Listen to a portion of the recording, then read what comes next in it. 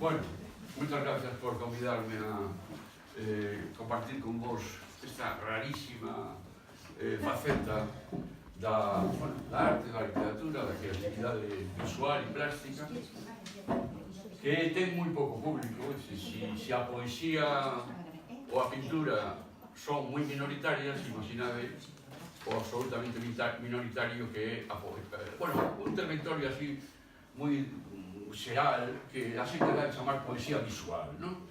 Pero agora tamén interesa, ao longo da charla, interésame pois intentar axustar a terminoloxía, intentar acontar fronteiras e tal. Porque claro que na clase tamén, non, Carmen, na clase vosa, esta asignatura que ti impartes, é interesante, de alguna maneira, abordar a perspectiva taxonómica, clasificatoria, que non é sempre fácil, non? E digo que se eu aporto unha visión persoal sobre o que penso que son as miñas pezas, pero ti, por suposto, podes intervir ti, calquera intervir para discutirme ou, en fin, por matizar o que eu podo decir. Bueno, comecei con ese tipo de obxectos, digamos que son como máquinas, non? A finais dos 80, sin ninguna pretensión, en principio, de facer nada que tivese un destino público, sino simplemente porque me divertía, porque, bueno, iba caminando pola praia e recollía fragmentos, anacos, ou nas praias, ou ás veces en bellos almacéns, en alguna tenda de ropavilleiros, ou mesmo na casa, que topaba algúns obxectos bellos e os ensamblaba. Isto forma parte do que se chama obxectos ensamblados, esa tecnoloxía leína en algún sitio, obxectos ensamblados, que é evidente que esa tecnoloxía responde a simple técnica, non, da combinación de elementos. Aí vedes que hai, bueno, este é unha dinamo de bicicleta, esta é unha caixa destas que se utilizan ou utilizaban para enviar por correo os obxectos pequenos, e logo hai unha serie de ferranchos e de cables e de cousas. Tal vez, digo eu, non o sei, con seguridade, isto entraría na tradición do chamado obxecto surrealista, que se inicia coas vanguardas, concretamente con Duchamp, non? Quizá con algúns antecedentes de creadores anteriores a Duchamp, seguro que os hai.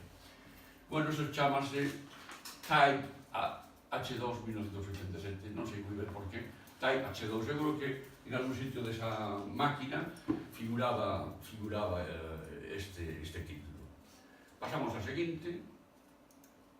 Bueno, tamén, isto xa é do ano 89, 2 anos despois, bueno, muita máis obra, eu fixe unha selección de 50 imaxes nada máis, pero en este momento eu levo un registro fotográfico de todas as pezas que fixen e vou nas numerando, e en este momento estou próximo ás 500, ás 500. De modo que entre a primeira e a segunda, pois haberá unhas 10 máis. E aquí, xa moi conscientemente, eu me orientaba cara ao que podemos chamar kitsch, pero un kitsch irónico. É dicir, unha arte que roza o cursi, que roza o hortera, para entendernos, pero que se plantexa como ironía. Este é o nacemento do Deus Butano. O Deus Butano, este rapaciño, este neno que acaba de nacer, que está aí, e é evidente que é o Deus Butano, pois simplemente polas cores que utilicei aí, e polo cordón umbilical, que é un tubo das bombonas de Butano. Creo lembrar que esta peza nace, o concepto, a idea e o título, nace a partir do tubo de butano. Ás veces creamos obxectos a partir dun elemento secundario que non sabemos exactamente que pode ser. E nun momento dado se produce a revelación. Probablemente tive nas miñas mans ese tubo de butano, resultoume seductor e fun buscando o resto dos elementos para conectarlos a xeito dun parto ou dun nacimento. Por certo, que mentras fabricaba esta peza con un cúter para cortar algún elemento que sobraba, o cúter, moi afiado, esvaroume do lugar onde eu estaba manipulando e casi me corta o dedo. En ese momento sentí que o Deus Butano se estaba vengando de min, non? E ademais eu estaba solo, tive que facer unha vendaxe urxente, rapidísima, e marchar ao médico. E o Deus Butano estaba detrás deste accidente. Pasamos ao seguinte. Bueno, esta sigue sendo, bueno, creo que claramente está na tradición do obxecto surrealista e ademais podemos recordar un autor quen vos pode recordar isto? A Dalí. Pode recordar o mundo de Dalí. Eu aseguro-vos que non era en absoluto consciente cando facía do parentesco que esta peza podía ter con Dalí. Bueno, o cabalo, que dá a impresión de ser un cabalo de bronce, bueno, non, un cabalo de goma, dos cabalos de indios e vaqueiros, simplemente pintado de purpurina, Pero, bueno, digamos que solemnicei ese obxecto con esa purpurina, ese pedestal que é realmente un... como se chama? A parte superior da columna, bueno. Un capitel dun altar. Un capitel real, dun altar real que situado nunha capela no Monte da Peneda, perto de Redondela. En esa capela entraron uns tipos a destrozala, queimala e tal, e o cura ao día seguinte decidiu tirar os restos con, en fin, un cura moi sensible, moi inteligente, tirou os restos que quedaron do altar por un barranco. E eu entereime pola prensa de ese acontecimento. Rapidamente fun ali a localizar eses restos e levei moitos para a miña casa. Alguns estaban queimados, pero outros estaban íntegros, como este fragmento de capitel. Este é o cabalo, por tanto, chámase o cabalo da Peneda. Continuamos. Bueno, e aí paso a outro territorio. En este momento xa empezo a tomar máis en serio o meu traballo. Creo que xa que ese momento fixera un par de exposicións. Vexo que hai xente a que lle gusta o que eu fago e decido investigar un pouco máis, reflexionar e tal. E comezo a traballar en plan, vamos a decir, monográfico, con máquinas, xa non máquinas de calquera tipo, sino máquinas de escribir, co concepto de máquina de escribir. E ao mesmo tempo voume achegando ao territorio de Joan Brossa, ao territorio do poema obxecto. E aquí habería, quizá, que delimitar o poema obxecto para distinguilo do poema visual. Hai xente que chama poema visual a todo, aos poemas obxecto de Joan Brossa ou aos poemas visuais, pois, non sei, de Martín de Sarrión, por exemplo. Bueno, eu creo que o poema visual é un produto que se plasma sobre a páxina, sobre o papel, ou calquera soporte semellante en papel, pero en todo caso, no poema visual non hai volumen, non hai tres dimensións. Mentres que o poema obxectual, como se non indica, implica o achegamento ao mundo da escultura, se queremos, e en todo caso, bueno, aí xa hai volumen. Poderíamos falar, seguramente ti xa lles explicaches, por que falamos de poema visual e de poema obxectual, por que se chama poema a algo que en realidade non utiliza os instrumentos da lingua, non? Os instrumentos discursivos.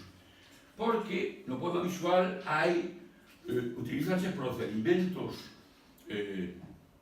que logo se desenvolven a través de técnicas distintas moi semellantes aos que usa a poesía. Por exemplo, o símbolo, a metáfora, por exemplo, a tendencia á síntese e a condensación.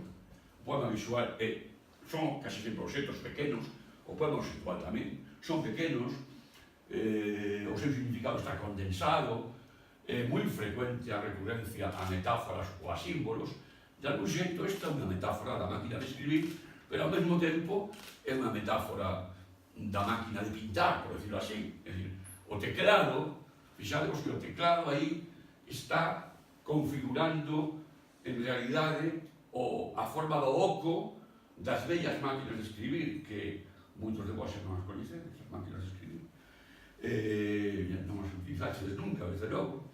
Bueno, en máquina de escribir tradicional está o teclado, hai un oco para que os martelos do teclado se levanten e despois está o carro, non? Bueno, pois ese oco, eu aquí o ocupei, non hai realmente oco, hai unha referencia, unha silueta que fai unha referencia ao oco da bella máquina de escribir. Por outra parte, esta máquina está montada sobre un anaco de madeira topado na praia, probablemente un resto dunha embarcación. Non lle fixen nada, ni siquiera está pintada por min. Esta mancha vermella xa estaba no obxecto. O único que fixen foi instalar aquí este bello carro de máquina de escribir e as pinturas. Eu creo que en esta peza, como en outras miñas, ademais desa tentativa de achegarme ao mundo do poema obxectual, hai bastante do sustrato da arte povera, non? desa arte que utiliza materiais de desfeita, materiais non nobles, restos encontrados por aí, incluso en escombreiras, non? En este caso, botado polo mar a praia. Obxetos toscos, non traballados, que, bueno, a mí me suxería, pola súa forma, vamos a decir, a carrocería dunha máquina de escribir. Bueno, en esa temporada, de ano 2000 en adiante, ainda hoxe sigo facendo máquinas, deume por investigar en este territorio, digamos, monográfico, que por outra parte conecta tamén co mundo da poesía visual, ou de certas líneas da poesía visual, onde o texto impreso, a letra, ten un valor significativo moi importante. Pasamos ao seguinte. Este é o telégrafo de Manuel Antonio, igual que no caso anterior, a peza soporte, diríamos, da máquina, é unha madeira que topei tal cual, non na praia, na madeira cortada, xa non lembro onde, posiblemente na miña casa, a que lle fun engadindo os elementos dunha suposta máquina, con combinación de materiais diferentes, un anaco de granito, un rolo de madeira, e aquí realicei un xogo de inversión, en certa medida parecido ao que realicei na máquina anterior. Si na máquina anterior o oco está ocupado por pinturas, aquí o texto que debería sair pola parte de traseira, e de feito sae un pouco, está enrolado no propio rolo, non? Que xira para que o papel vaya. Por lo tanto, estou, bueno, pues de alguna maneira realizando unha acción iconoclasta ou heterodoxa respecto ao que sería a forma, bueno, máis ortodoxa ou máis clásica dunha máquina de escribir. A forma e a función. E os textos que están pegados aí, os que están pegados ao rolo, son de poemas de Manuel Antonio. Utilizo habitualmente páxinas impresas de bellos libros, e en este caso dun libro de poesía de Manuel Antonio, unha páxina enrollada alrededor dese rolo, e detrás, o que sale por aí, é dun libro de sinais marítimas en inglés, pensando na relación de Manuel Antonio co mar, non? É dicir, unha guía de faros para navegantes, para mariñeiros. E como Manuel Antonio, en fin, foi mariño mercante, parecíame que esa referencia era importante. Manuel Antonio aparece con frecuencia nas miñas pezas, en homenaxe, digamos, a un poeta que tamén, de alguna maneira, andaba en aquel momento non no territorio dos novos formatos, pero sí da vanguarda, é dicir, do avance respecto ao tradicional ou ao clásico. Pasamos ao seguinte. E pasaron xa, desde 1987, bastantes anos, continuo co asunto das máquinas. Esta é unha maquinilla moi pequena, claro, unha pena que non vos podades facer idea dos formatos, dos tamaños, pero se a máquina anterior ten este tamaño aproximadamente, esta é unha cousiña así, é un maquinillo, non? Unha maquinilla. Tamén hai poemas de Manuel Antonio por aquí, o Pai de botes sin velas, serán esas que o vento, non sei, Cantafort tamén fai equilibrio e tal. E aquí hai un teclado feito con esas letras que se pegan bueno, que se poden ver onde queira, porque se pegan a veces aos frigoríficos, non? Esas letras que levan imán. É un teclado oblicuo, as letras colocadas un pouco ao azar, tamén aí quero desvirtuar conscientemente o que sería o teclado clásico, non? Bueno, eu pregúntome a mí mesmo se isto é un poema obxectual, se é simplemente un obxecto que ven da tradición surrealista, se é unha escultura, e ás veces me contesto dicindo que non importa moito, non? O que sexa. Hai algunhas pezas que sí entran máis de maneira máis evidente no que sería a definición do poema obxecto. Seguimos. Esta é unha das últimas máquinas do ano 2014, feita con un pergamiño real, é dicir, si se toca, se percibe a calidade de pergamiño antigo. Bueno, e o teclado tamén son teclas feitas con anacos recortados de un pergamiño. Son letras antiguas, diríamos, pegadas sobre fragmentos de corcho. Aí vedes o triángulo que os falaba antes, pero invertido. Normalmente o triángulo este da máquina ten o seu vértice central cara abaixo, non cara arriba. Ese rolo é o típico rolo de amasar a fariña. Bueno, aquí eu creo que hai elementos tamén de poesía visual, tirados da poesía visual, diríamos, como son o xogo das letras sin significado, o que se chamou letrismo, no momento en que xurde esa línea da poesía visual. Agora non lembro o nome dun famoso, a mí te acordas, que foi o primeiro practicante do letrismo, era un francés, bueno, non lembro. O letrismo defendía a seguinte idea: a letra, cando forma parte dun código comunicativo, dun código lingüístico, combinada con outras letras, transmite un significado. Pero a letra per se ten un valor estético. Por tanto, podemos facer poemas nos que o significado non é tanto o que nos transmitirían os lexemas, os morfemas, os sintagmas, as oracións, sino o significado puramente visual que nos transmite a letra como simple signo. A letra concebida só como signo non significante en relación co significado tradicional dun idioma, dunha lingua, pero sí significante como exemplo artístico. As suxerencias ou suxestións que ese conxunto de formas, porque son formas, son signos, poden transmitir. E eu creo que aquí hai algo deso. Primeiro, hai indudablemente no teclado, porque é moi difícil saber que letras son cada unha delas. Xa non só nesta foto, sino na realidade da máquina. Segundo, porque ese texto para nós resulta ilesible. Solo para un paleógrafo resultaría lesible. Por tanto, tamén xogo con esa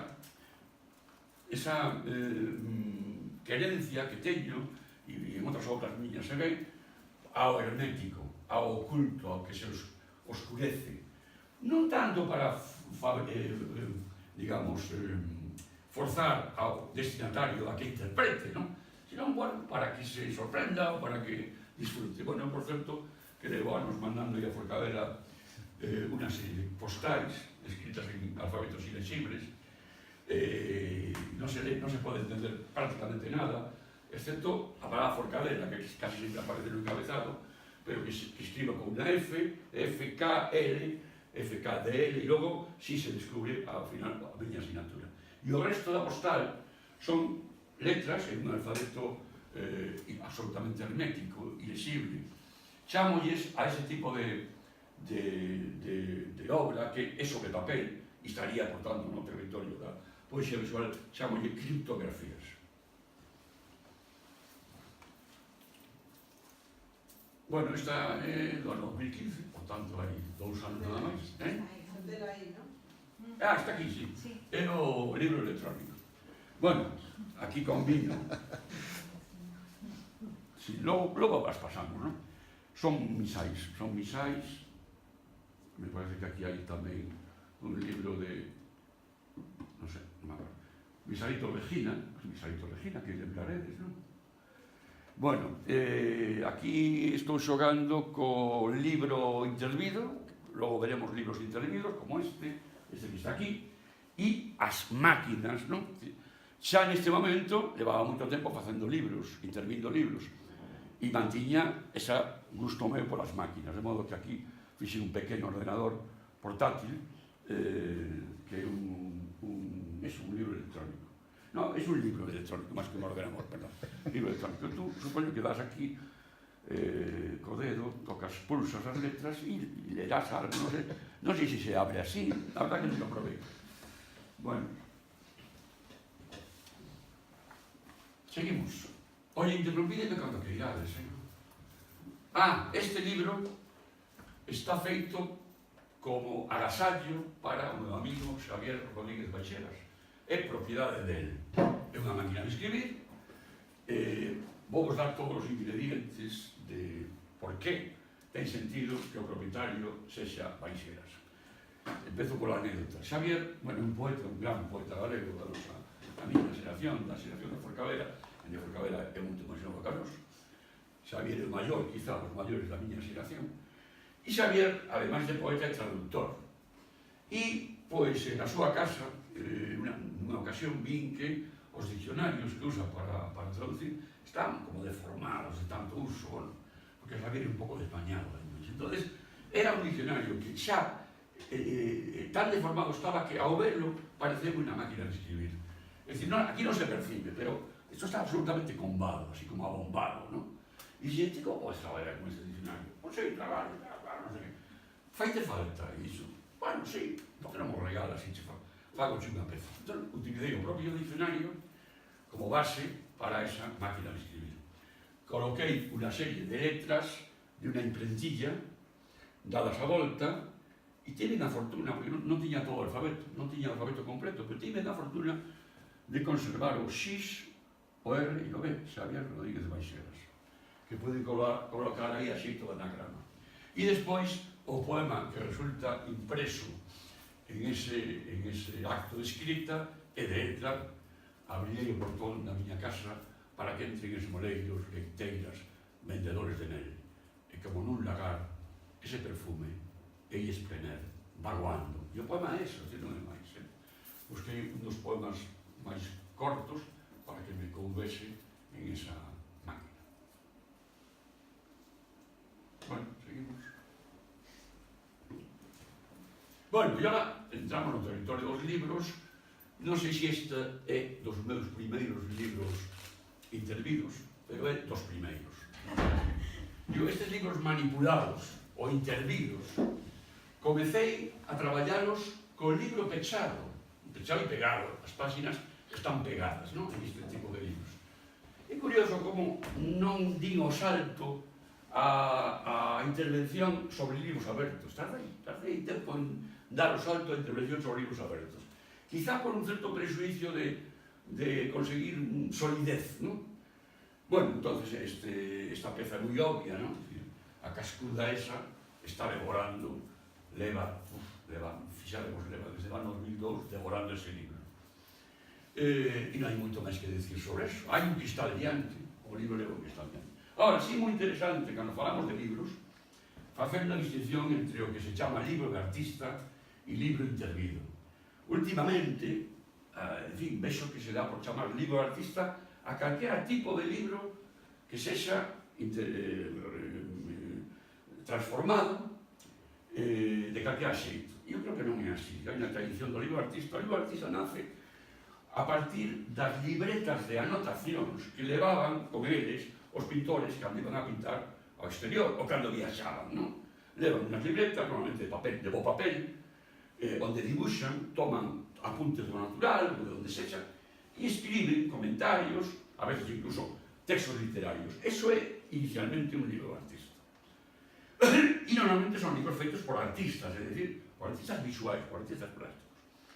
En cambio, o libro intervido, que tamén ten tradición, tamén hai libros intervidos nos tempos das vanguardas, é o libro é o soporte para un traballo semellante ao traballo escultórico.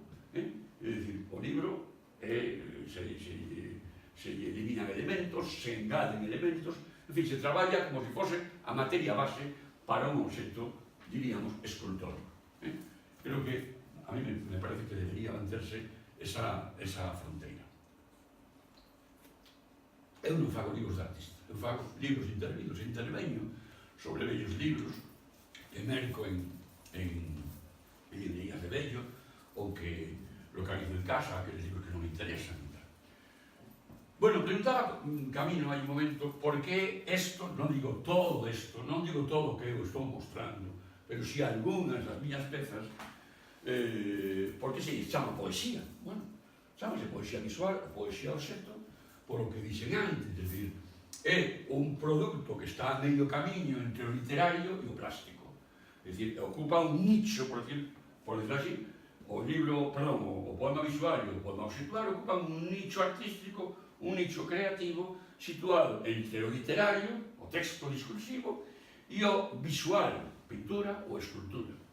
E comparte coa poesía a tendencia á síntese, a utilización de recursos como a metáfora, o símbolo, a capacidade de bueno, logo outro, hai un elemento casi sempre conceptual no poema visual e no poema obxectual, é dicir, hai un xogo conceptual, os títulos son fundamentais, en este caso non, pero en outros sí.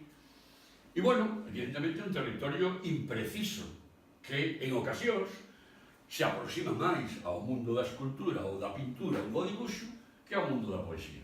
Pero esta é unha terminoloxía xa bella, discutible, pero, en fin, é útil, porque sirve para situar determinados produtos que non son pintura pura, nin literatura pura. Non é poema discursivo, pero tampouco é escultura ou pintura, senón, bueno, ese territorio impreciso, como tantos territorios imprecisos existen desde as vanguardas para aquí, e que, ademais, en fin, constituen, en moitas ocasións, non tanto o desexo de conseguir algo, sino de investigar. Na arte moderna, na arte contemporánea, hai moito de investigación, de discurso de investigación. E en ocasións, non estou referindo a min agora, en ocasións o propio proceso creativo, os procesos creativos, a vedelo, por exemplo, por as performances, non? As performances, a videoarte, o videoarte, cantidade de produtos da arte dos últimos tempos, dos 20 ou 30 anos, teñen moito que ver coa simple posta en escena, a búsqueda de algo, e a veces sin resultado, pero a propia búsqueda ten ese componente creativo, de investigación na creación. Non? Continuamos. Este é os rumorosos, que din os rumorosos na costa vertecente, porque esas bolboretas están recortadas do texto do himno galego. Aí está, digamos, a ironía, aí está tamén, de alguna maneira, a blasfemia, non tanto, pero a heterodoxia, non? É dicir, como decíamos antes, que había que desmitificar. Bueno, pois quero desmitificar tamén un pouco o himno e o convirto en bolboretas. Bueno, frivolizo, en certa medida, sobre o himno, fago unha ironía e un xogo e coloco aí dentro, como se fose unha colección de insectos, esas tres bolboretas co himno galego. Sí, porque, perdona que te interrumpa, que outro día, non está por aí, estábamos falando tamén da importancia, ¿no?, do xogo, claro, ¿no? Pero tamén desde un punto de vista filosófico, ¿no?, claro, de un xogo de menos, claro, ¿no?, claro, o sentido que ten o xogo, ¿no?, dentro de todo o arte conceptual tamén, ¿no?, ou a ironía, ¿no?, claro, sí. Claro. Home, o xogo... xogo... Para ti ten importancia, ¿no?, pero, o xogo... sí, para mí muchísimo, pero que o xogo, como actividade infantil, é fundamental para o proceso de maduración dun neno. Os nenos entenden o mundo a través do xogo. Entenden? Bueno, non, tamén a través de outras actividades, pero o xogo é básico. Hoxe, por exemplo, na educación infantil, o xogo é decisivo, é dicir, os nenos de hasta 5 ou 6 anos non teñen que aprender a ler, teñen que disfrutar xogando, porque ese disfrute abre a mente, falles madurar e aprender e disfrutar da vida. O xogo é un instrumento enormemente creativo e moitas veces lo identificamos co leve, co lixeiro, co frívolo, pero non, hai xogos moi serios, non? Hai xogos moi serios. Bueno, a mellor vou dicir un pouco tópico, pero eu creo que na figura humana do poeta consérvase esa perspectiva infantil, non só do xogo, sino do pensamento analóxico. Os nenos que ainda non están, digamos, mareados ou constringidos polo pensamento reflexivo e racional, ven o mundo moitas veces do pensamento analóxico, non? Isto parecese isto, por tanto, bueno, hai besos iguais, metáfora. Bueno, pois o poeta igual, o poeta mantén esa perspectiva do pensamento analóxico. Con eso non quero dicir que o poeta sea un inocente ou sea un ser infantil. Quero dicir que o poeta cultiva instrumentos de coñecimento e de expresión que tamén cultivan os nenos. Bueno, o poeta e o artista tamén. O xogo, eu creo que é moi importante, a arte ata o século XX estaba quizá demasiado sacralizada, ten que haber exemplos, a mí se me escapan, pero exemplos de artistas anteriores ao século XX que utilizaban o xogo como se chama ese artista que fai bodegóns con ese, por exemplo? Archiboldo, ese era un cachondo mental que estaba xogando claramente. A mí me dá a impresión de que o Bosco tamén xoga. Bueno, o xogo é un instrumento que nos permite dar acceso, pasar a outro lado de certas cousas que por vía racional non resultan asequibles, non? E aquí, efectivamente, hai xogo, hai ironía, hai un pretendido sentido do humor. Como aquí, outra desmitificación. Porque ese Axente 007 está disparando un poema de Pondal que dice, bueno, non sei ler, Dice cóncava furoca, non me acordo de que poema de Pondal, fala da cóncava furoca, e cando lín, unha vez recortado e tal, cando lín cóncava furoca, fixme moita gracia, de tal maneira que a peza titúlase cóncava furoca. Bueno, como era aquilo dos surrealistas do encontro da máquina de escribir e do paraguas en riba da mesa de operacións. Pois aquí era o encontro do Axente 007, que ven dunha tradición cultural tan afastada de Pondal. Dispara un poema, dispara, e a estela, digamos, do disparo é un fragmento dun poema de Pondal. Un elemento, en este caso, ainda que pode parecer o contrario, nada lúdico, sino máis ben dramático, que forma parte das miñas vivencias persoais, é o vértigo, a vertixe. Entón, a mí a vertixe, como nos pasa a moitas persoas, por un lado nos asusta e por outro lado nos atrae. É a atracción do abismo, a atracción da vertixe. Esa figurita, bueno, este é un libro, o tamaño do libro de bolsillo, por tanto, imaginade vos o tamaño da figura, que será pois, unha cousiña así, ou así. Esa figura, que é do modelismo ferroviario, non se ve moi ben, supoño que non se percibe que está...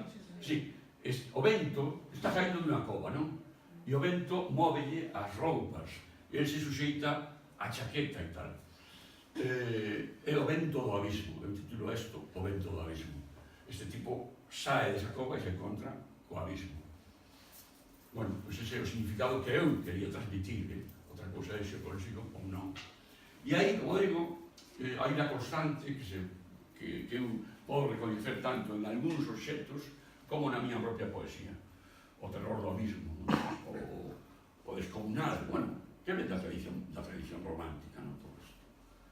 Seguimos. Bueno, o Tratado de Hermetismo, como vedes, é un libro dentro de outro, e unha chave que, posto que se trata do Tratado de Hermetismo, nunca conseguirá abrir o libro. Non ten máis gracia, máis dura este libro. Bueno, hai obxectos que se defenden polo xogo conceptual, que se defenden pola proposta conceptual, e outros defendense polo efecto estético, non? Ao mellor, en esta peza, o conceptual ten menos importancia, e a mí me parece que certo efecto estético, sí, a combinación de cores, a armonía, de volumes e tal. Que tiveran aí as letras. Que tiveran letras. Aquí, en todo caso, a metáfora sería pues, un universo de letras, non? Un universo literario, en certa medida. Os planetas teñen letras. Bueno, con ese libro, pasa todos para atrás. No, aquí. Non sei se foi o primeiro, pero xa atrevínme ou descubrín a posibilidade de que se podía traballar co libro aberto. E agora xa non volvín a traballar co libro pechado. Dan moitas máis posibilidades o libro aberto que pechado, non? E, ademais, co libro aberto estou máis próximo, ou cuando é igual, pero, en fin, máis próximo ao mundo da poesía visual ou xectual, que tampouco sempre está clara a fronteira, que co libro pechado, que sería máis escultura, non? Bueno, estos somos literófagos, lápices retorcidos, que están furando e alimentándose do libro. Vermes, son vermes. Para moitos libros estragaches, Sí, pero... Que dolor. A mí parte dos libros que hai no mundo non marca nada. Bueno, este é unha peza dedicada a Víctor Vaqueiro, este é un exemplar dun libro de Víctor, onde fala de...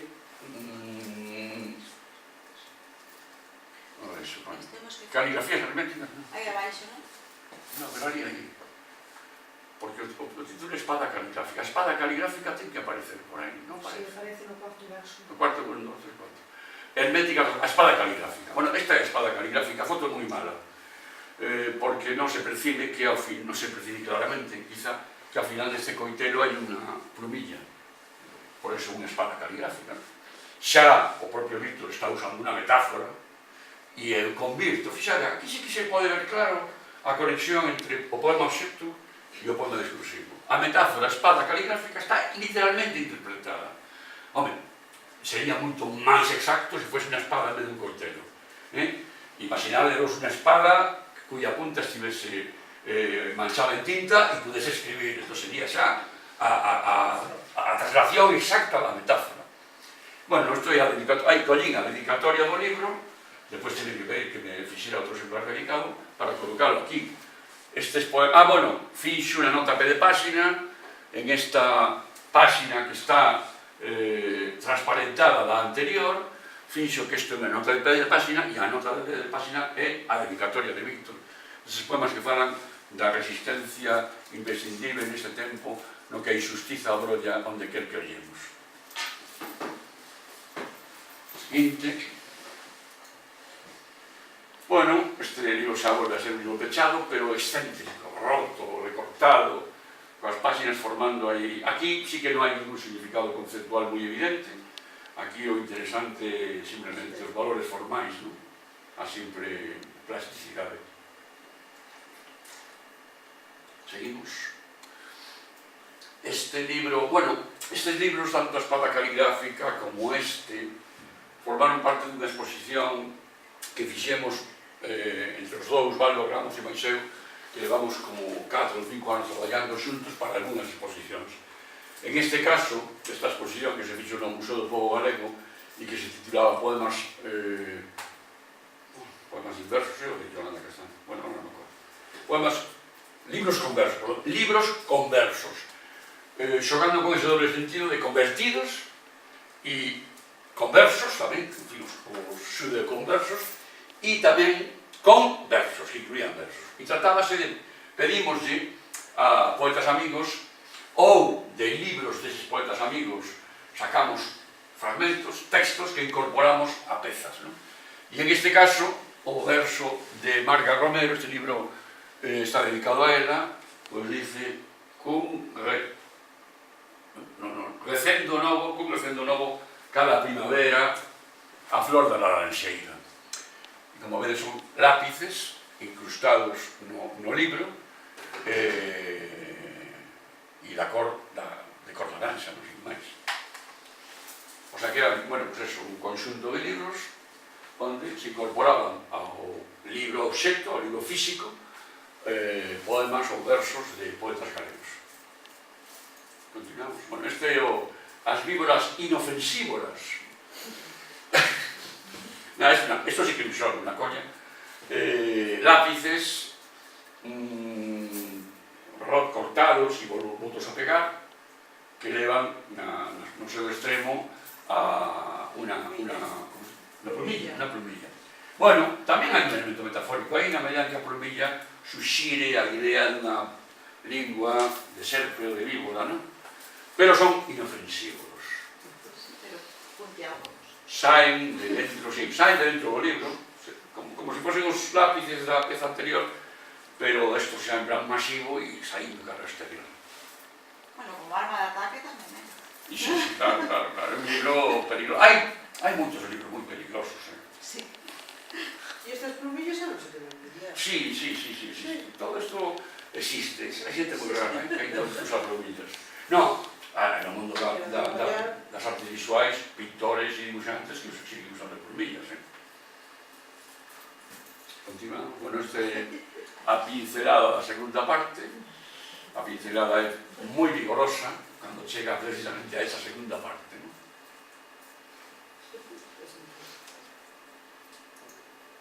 Esta é a festa sin motivo.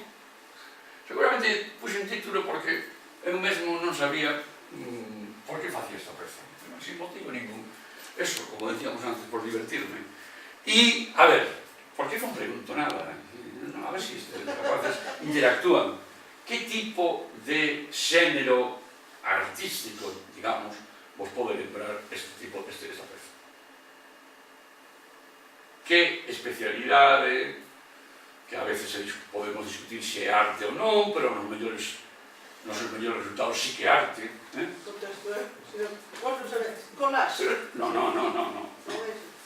Pero si é do mundo deles, unha cosa que a eles se atrae moito. A mellor a peza non está conseguida para que se poida ver eso, non? El cómic. Porque isto pretende ser un cómic, aí hai viñetas, non? O mundo deles é do noso. Bueno, pero, por exemplo, nós éramos do tebeo, Sí, ni siquiera usábamos a palabra cómic. E cando leíamos tebeos, aí sí que non había pretensión artística ninguna.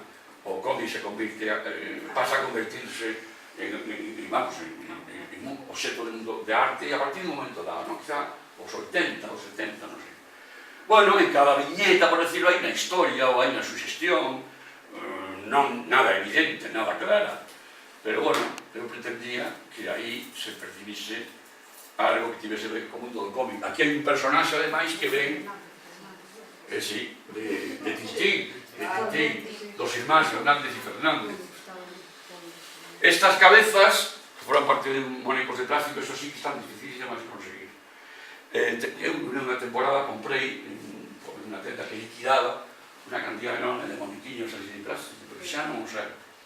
Xa non os hai. Bueno, a viaxe a Uruguai. Este libro anda por aí, un libro pequenísimo, é un diccionario de francés, e as figuras que están pegadas aí son figuras do maquetismo ferroviario, que costa muitísimo conseguir. Bueno, costaba, hasta que me di conta, porque os meus fillos andan xa en ese mundo, que se pode pedir por internet.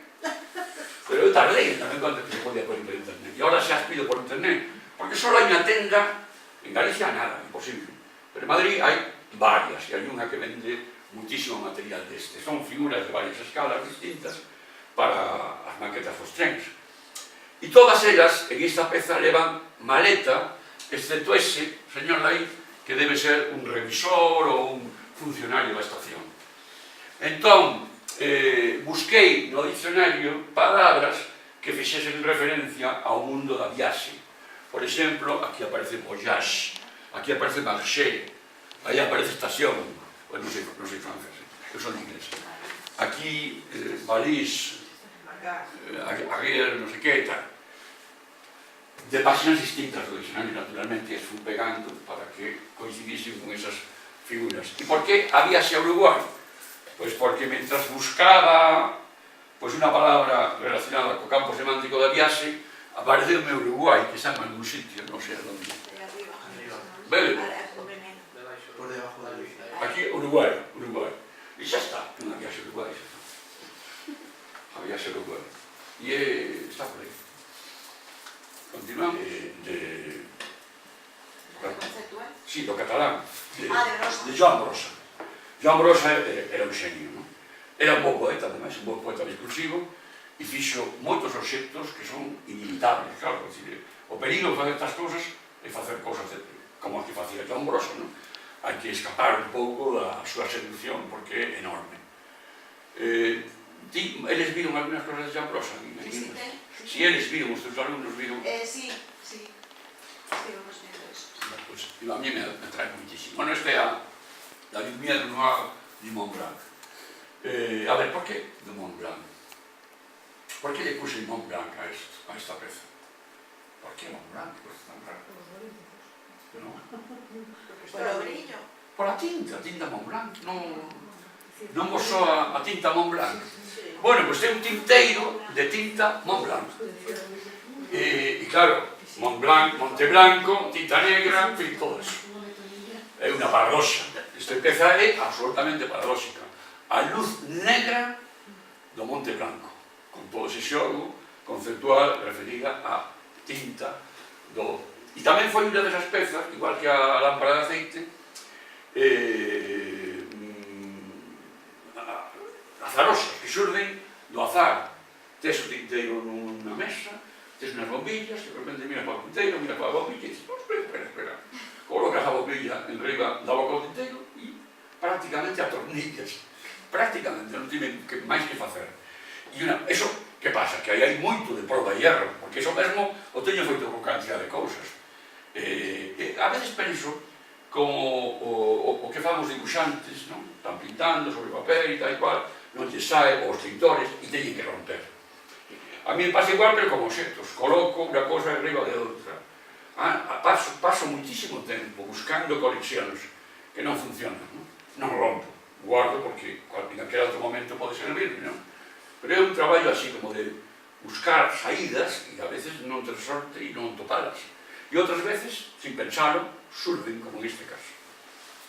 Continuamos. Bueno, a chave da luz, esta sí foi pensada.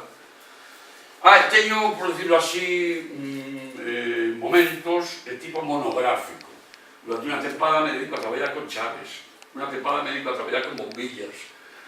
Últimamente, xa veredes, unha das últimas pezas, estou con cravos grandes, así deste tamaño, cravos oxidados, vellos, hasta que agoto, e seguramente aborro tamén, ese tema monográfico.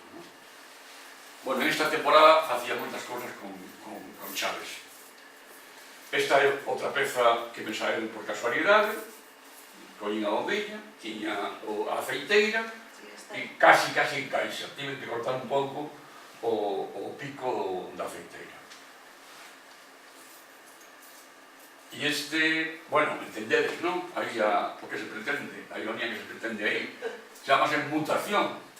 A idea é, se no futuro os cravos, en vez de ser rectos, son curvos, os marteros acabarán adaptándose a evolución das especies. En este caso, a evolución dos obxectos, que algún día pensei en facer algo así, pero con moitos máis obxectos. Obxectos evolucionados, como si, bueno, como pasa na evolución das especies por selección natural, a selección, en este caso artificial e obxectual, fai que as criaturas que forman parte dun entorno se vayan adaptando ao medio e teñan que cambiar as súas formas. Pero bueno, só fixen esta peza en esa línea de mutación. Tamén traballei moito con lápices, na temporada traballei moito con lápices, e aquí me interesaba a ironía das novas tecnoloxías en diálogo coas vellas tecnoloxías. A bella tecnoloxía, bella e eterna tecnoloxía do lápiz, que non desapareceu, afortunadamente, en conexión, literal conexión, con esas enchufes típicos de ordenadores. Teño moitas máis cousas feitas como os con enchufes de ordenador. Como? Esa non vale, esos... Xa non vale, xa pasa a ser arqueoloxía. Sí. É A obsoleta ou a impresora... Pero fixade con as máquinas de escribir. Nunha ocasión estaba eu dando unha charla nun instituto, era de literatura, poesía, non sei que, e non sei por que xurde o concepto máquina de escribir, porque as máquinas de escribir eran rapaces máis novos que vos, e me diran como, non sabían que era unha máquina de escribir, de verdad, non sabían que era unha máquina de escribir. Entón tive que explicarles o que era unha máquina de escribir, e cando lles dixen que cando tecleas vai saindo un papel impreso, dice un rapaz, que maravilla. O sexa, que edita e imprime ao mesmo tempo. Mentre que nos ordenadores editas primeiro e imprimes despois. Depois, mira, daban tas ventaxas das bellas máquinas de escribir. Quen nos dirá si non volverán as máquinas de escribir como están volvendo os vinilos, non? Sí. O escribir directamente así na yugular. Seguramente. Seguro. Seguimos. Bueno, isto é o pincel pencil. Bueno, vedes que xogo moito, penso moitos títulos e fago tamén xogos de palabras cos títulos. Pincel pencil, bueno, está claro, non? El pincel pencil. Teño, bueno, aquí me interesa o vermello, busquei estes lápices de carpinteiro, bicolores, azules. Son moi boas. Algúnas sí, algúnas son miñas, pero as peores son miñas. Son boas. Entonces, sí, pero mira, aquí hai un fallo Forcadela que sabe que o fotógrafo darse conta de que estas puntas azuis deberían verse. Porque está sobre negro. Claro, pois que a mellor en ese caso non tiña que ter afeito sobre negro ou máis iluminación, non sei. Bueno, seguimos. Bueno, un xantar, inesquecible xantar. Inesquecible xantar. Coa pala e o peixe co plomo, a mí trae o plomo. Cando vas ao mercado e preguntas se a merluza, se a pescada é fresca ou tal, moitas veces levan ainda o anzol enganchado, o plomo, Son do pincho. é trampa. O pincho despois. Pero as follas son do libro ou non? Son da parte central do libro, Sí. recortadas. Xa está recortado. Sí, sí. Aquí estaría o eixo do libro, Sí. fui recortando, con moita paciencia. Cúter, nada de máquinas, eu uso cúter. Tes moita precisión, ou pos algo así. Non, aí non puse, creo que non puse ninguna marca. Pero leva tempo, un traballo que leva moito tempo, un traballo de moita paciencia. En relación co que dis dos títulos, ¿no? Sí. Outra vez quería preguntarche, para ti é importante o título hasta o punto de que o título, que dice que sempre os cadros levan título, ¿no? Sí, bueno, levan título, pero no caso da arte conceptual, pareceme, porque non é claro, estamos falando na Facultade de Filoloxía de algo que é moi visual, pero que ten moita metáfora, recursos, pero tamén a textualidade, a importancia da textualidade. Entón, pareceme que o arte conceptual precisa, o sea, é como se o título formara parte da obra. Efectivamente, ¿No? é No, o que che iba a esa decir, parte. o título é un elemento máis da obra. En ese tipo de arte, e en moitos outros, bueno, en arte conceptual indiscutiblemente, Sí. hasta o punto de que se poden facer, vamos a chamar entre comillas, obxectos que son solo títulos, é dicir, son solo propostas conceptuais, e que nos poden chocar, pero aí, como en todo, pode haber moito bluff. Hai cadros que son simplemente textos, un texto tal, pintado sobre un lenzo, e é nada máis que un texto, pero cuidado, que hai que buscar un bo texto, que realmente... E logo, todo iso hai que verlo no contexto dunha exposición, porque ese cadro, imagina que solamente poña unha palabra, solto pode non significar nada. No contexto dunha exposición ou dun xardín onde hai esculturas, cambia, pasa a significar algo, non? E se para mí os títulos son casi sempre fundamentais e forman parte da obra, claro. Meteoritos non ten nada que explicar, non? Te vas dar. Os chumbos de pescar, que eu de pequeno iba a pescar as rocas ali de Bruxo, e daquela só había o chumbo esférico, nada máis. E agora, ostras, nunca non volver a utilizar chumbo de pescar, pero un día foi unha tenda para me apetecía traballar con este material, e agora estes son todos simplemente esféricos, pero os hai con formas moi variadas, como elipses, bueno, hai unha gran... Parecen castañas tamén algunhas. Pode ser, sí. Bueno, aquí vedes a analoxía ao diseño de organismos. Claro, cales son os organismos? Os cabaliños de mar ou as alcallatas? Esta peza exposta en varios grupos de alumnos de Cambados, e moitos deles eran moi pequeniños, pero moi pequenos, de primaria, de primeiros anos de primaria. E eu preguntáballes, que vedes aquí, non? E un neno dixo, cabaliños de mar. E digo eu, pero todos son cabaliños de mar. E dixo, sí, todos son cabaliños de mar. E tiña razón, son todos cabaliños de mar. Isto é un cabaliño de mar, no sentido de que está en analoxía con este outro, por tanto se contaxia da forma e da función. Isto é un cabaliño de mar.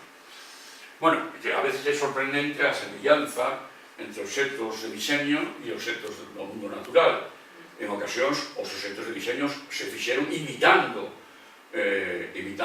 elementos da natureza. Pero aquí non, aquí evidentemente non, nadie pretendeu que a alcallata se parecese a un cabaliño de mar, pero resulta sorprendente esta analoxía, non? Esta, por exemplo. Outras non tanto. Pero algunhas sí que resultan, como esta, por exemplo, tamén. Hipocampus, non sei que. Sabedes que o cabaliño de mar é un peixe, non?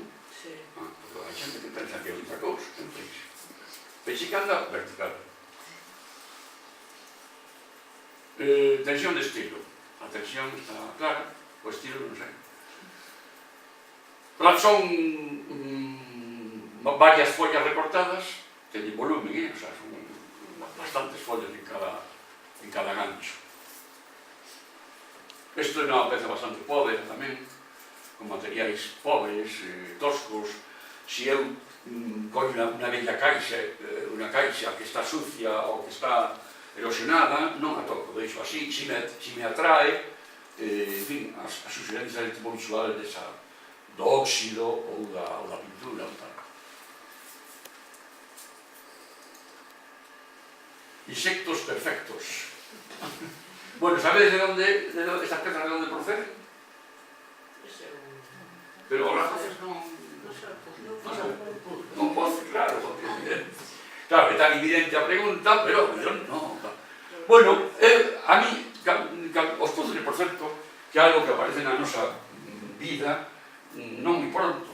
Cando era neno non había puzzles, eu non recordo os puzzles, recordo que había a partir dos 10, 12, 15 anos.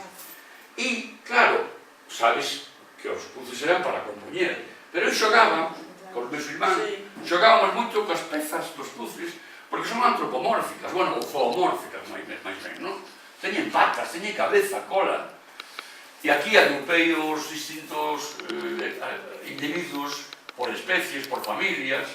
Os textos son de un manuscrito en latín, que non se lee moi ben, pero me interesaba. Estaba intentando... Sí, pero non. Son letras, eran textos de letra moi pequeniña. Aparte recordei, para que tampouco se identificase moi ben, cortei aquelas palabras que se leían perfectamente, as recortei. Arte, si, pon arte. Pulo, pon ali. Tamén é moi caligráfico, non? Sí, son caligrafías. Claro, os textos antigos teñen caligrafías moi cuidadas. Ese non é meu.